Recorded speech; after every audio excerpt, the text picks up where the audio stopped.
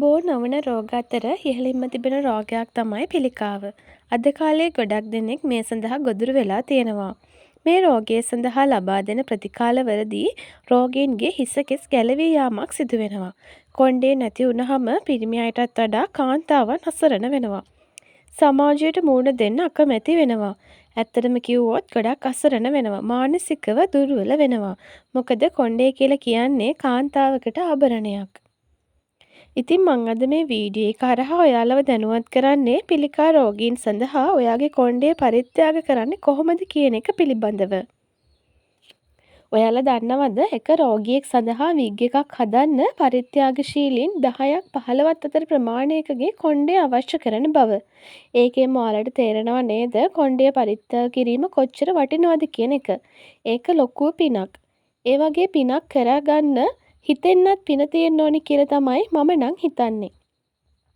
ඉතින් මමත් තීරණය කළා මගේ කොණ්ඩේ ඩොනේට් කරන්න. මං ඒ ගැන හොයනකොට තමයි මට මේ විස්තර ටික හම්බුනේ. ඉතින් මං හිතුවා ඒක ඔයාලත් එක්කත් බෙදා ගන්න ඕනි කියලා. ඒ වගේම ලබන සතියේ දවසක මම මගේ කොණ්ඩේ ඩොනේට් කරනවා. ඒ අත්දැකීමත් මගේ ඊළඟ වීඩියෝ එක හරහා ඔයාලත් එක්ක බෙදා ගන්න මම බලාපොරොත්තුවෙන් ඉන්නවා. හරි අපි දැන් බලමු කොණ්ඩේ පරිත්‍යාග කරන කෙනෙකුට තියෙන්න ඕනි සුදුසුකම් මොනවද කියලා. කොණ්ඩේ පරිත්‍යාග කරන්න නම් අනිවාර්යයෙන්ම ඔයාගේ කොණ්ඩේ අඟල් 12කට වැඩිය දික් වෙන්න ඕනි. ඒ වගේම ඔයාට තියෙන්නේ කැරලි ගැසුණු කොණ්ඩයක් නම් කැරලි ගැසුණු කෙස් අඟල් 8ට වැඩිය දිග වෙන්න ඕනි.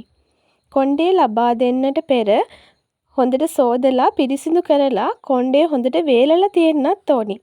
ඒ වගේම පරිත්‍යාග කරන්න කලින් කිසිම තෙල් වර්ගයක්, හෙයාර් ස්ප්‍රේ එකක්, ජෙල් එකක් ඒ වගේ කිසිම දෙයක් කොණ්ඩෙට ආලේප කරලා තියෙන්නත් බෑ.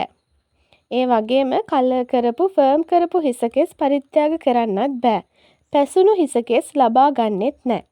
ඉතින් කොණ්ඩේ පරිත්‍යාග කිරීමට පෙර මේ කාරණා පිළිබඳව සැලකිලිමත් වෙන්න ඕනි. පිළිකා සරණ භාරයේ දුරකථන අංකයට ඇමතීම තුළින් මේ පිළිබඳව වැඩි විස්තර ඔයාලට දැනගන්න පුළුවන්. මම ඒ දුරකථන අංක ඩිස්ක්‍රිප්ෂන් බොක්ස් එකේ දාලා තියන්නම්.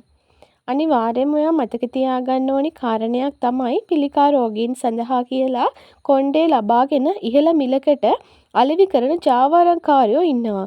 ඉතින් ඒ වගේ අයට රැවටෙන්නේ නැතුව වගකියයුතු පාර්ශවයකට කොණ්ඩේ ලබා දීමට සැලකිලිමත් වෙන්න ඕනි.